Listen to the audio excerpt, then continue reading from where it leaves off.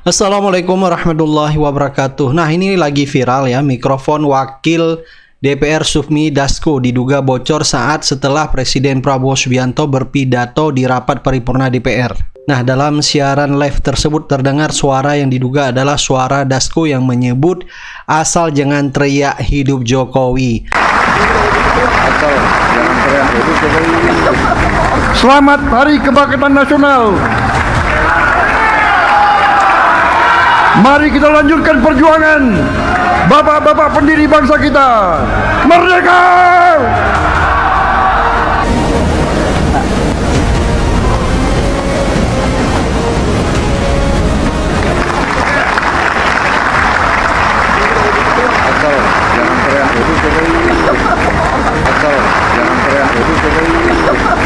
Kemungkinan Dasko ini khawatir ya setelah Prabowo pidato bisa-bisa menyebut hidup Jokowi. Wah, ini bisa bahaya ya menurut Dasko. Nah, tidak hanya itu saja, netizen menyoroti di dalam pidato Prabowo menyinggung gaji guru ya, naik 300%. Ternyata ujung-ujungnya bukan gaji guru, malah gaji hakim yang disebut. Tidak ada negara yang maju kalau pemerintah yang lemah, birokrasi yang lemah. Tidak ada negara maju kalau tidak ada kepastian hukum. Karena itu pemerintah saya telah menaikkan gaji-gaji guru. Ada yang sampai hampir 300% naiknya penghasilan guru-guru, hakim-hakim kita. Maaf, hakim.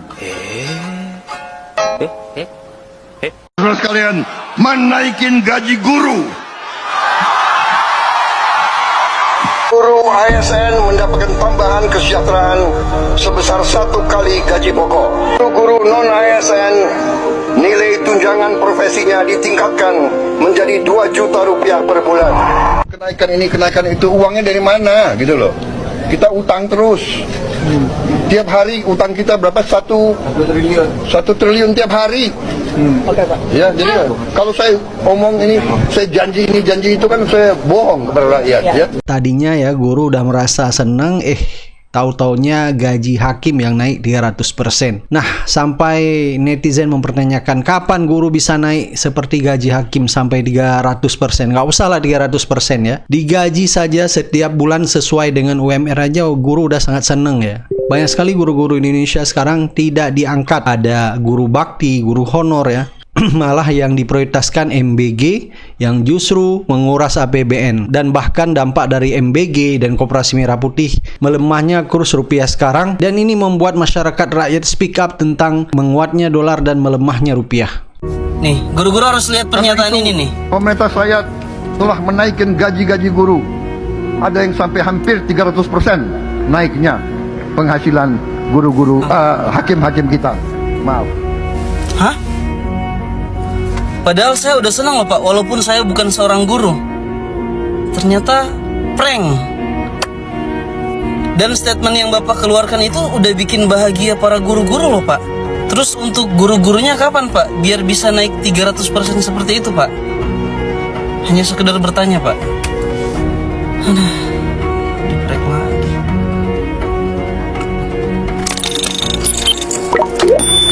Rakyat kita tidak bermimpi untuk mengalami kehidupan kaya raya, tapi mereka bermimpi untuk bisa hidup dengan layak, dengan baik.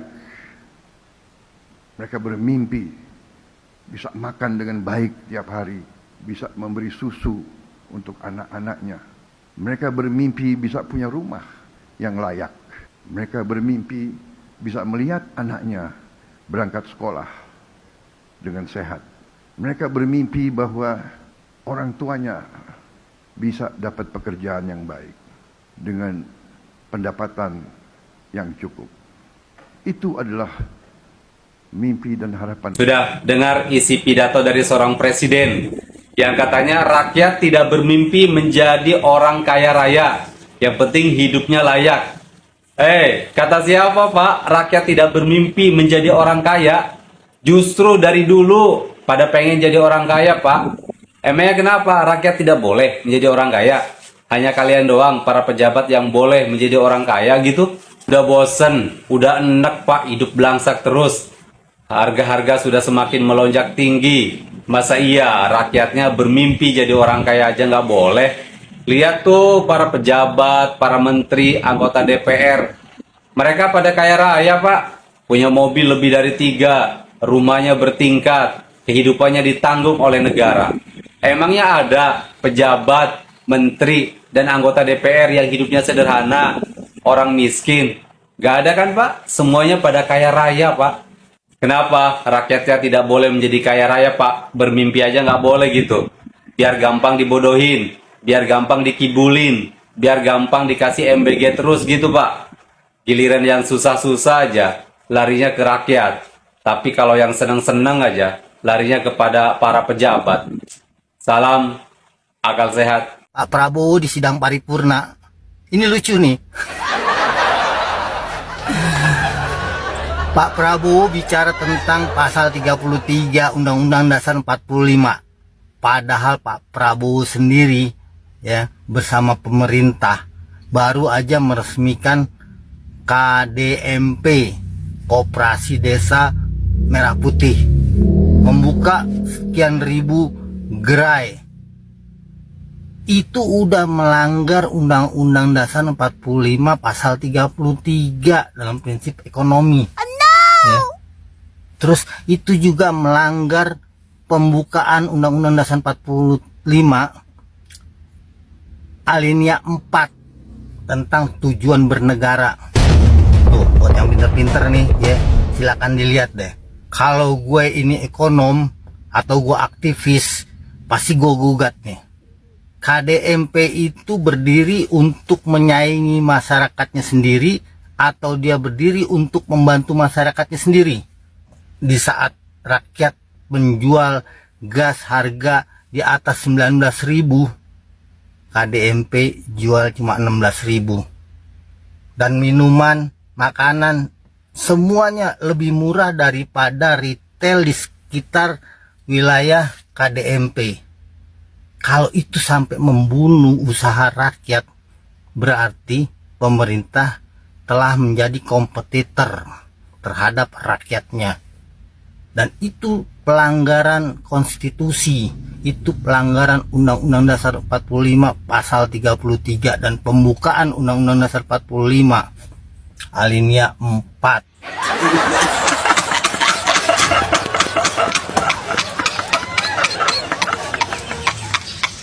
Hari ini Selasa 19 Mei 2026, rupiah tembus 17.700 atas dolar. Kalau sampai tembus 17.845, fix Indonesia merdeka. Merdeka. Sobat semua, ada informasi menarik, yaitu kita tahu rupiah melemah ke 17.700, indeks harga saham gabungan kita turun ke 6.400-an. Dan kalau kita menengok sejarah pada saat zaman Pak Harto yang rupiah dari 2.500-an ke 16.000, indeks harga saham gabungan dari 500 ke 258 turun 40%, rupiah melemah 400 lebih persen. Lalu pemerintahnya rubuh dan diganti oleh Pak Habibie, dan dalam 1,5 tahun atau dalam 18 bulan apa yang dilakukan oleh Pak Habibie, dia membawa rupiah yang terlemah dari 16.800 menjadi 6.550 dan semuanya menjadi normal. Apa yang dilakukan? Dan apakah apa yang dilakukan Pak Habibie bisa dilakukan sekarang ini? Yang jelas ada hal yang menarik di mana Pak Habibie sebelum melakukan perbaikan ekonomi, dia membangun trust atau kepercayaan dulu, yaitu dia mengangkat faktor demokrasi ada di Indonesia. Jadi dia melepas seluruh tahanan politik yang anti rezim Soeharto tentunya. Kemudian dia melakukan penggabungan beberapa bank seperti BD, BDN, Bank Eksim dan lain sebagainya jadi Bank Mandiri. Dan yang tidak kalah penting adalah egonya dia turunkan. Dia tidak menjalankan program cita-cita dia membangun kekuatan armada udara aviasi dengan pesawat N250. Proyek triliunan itu tidak dilanjutkan untuk memenuhi egonya, tapi dia ingin menyelamatkan rakyat dengan subsidi, dengan apa-apa jadi murah, termasuk demokrasi ditegakkan oleh Pak Habibie adalah melepas pemberedelan media dan kebebasan berbicara media serta para aktivis menjadi bebas. Dan sejak saat itu Indonesia mendapatkan kepercayaan dari internasional, investor balik lagi, rupiah menguat, dan ekonomi membaik.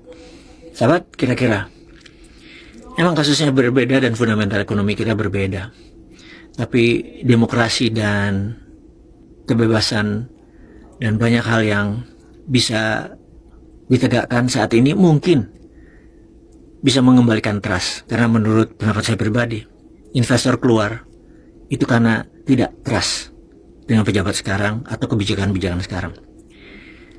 Mungkin saya salah, tapi saya mau dengar pendapat sobat semua. Ditunggu.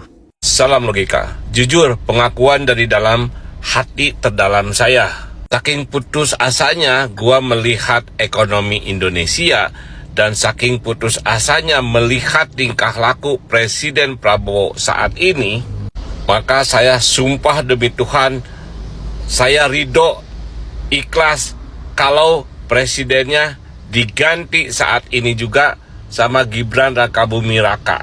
Kalian tidak sependapat dengan saya, tidak masalah. Tetapi saya yakin, seyakin-yakinnya, Gibran tidak mungkin mengeluarkan kata-kata bodoh seperti yang dikeluarkan oleh Pak Prabowo, yaitu dolar tidak dipakai orang-orang desa, makanya rupiah turun drastis pun tidak masalah. Gue yakin Gibran tidak akan pernah berani melakukan kata-kata itu. Men. Tadi waktu Prabowo pidato di gedung DPR MPR, lihat, bos sangka cuman pasar doang, investor doang yang nggak percaya. Gila, rakyat Indonesia juga nggak percaya lu. Typingan lihat gitu. Tikus aja sampai ribuan yang typing tikus. Gila, yang typing omon-omon udah belasan ribu. Tuh, lihat tuh. Halo guys, ada pidato Pak Prabowo soal Danantara. Laporan supaya bisa akal-akalan, saya kasih peringatan keras ini.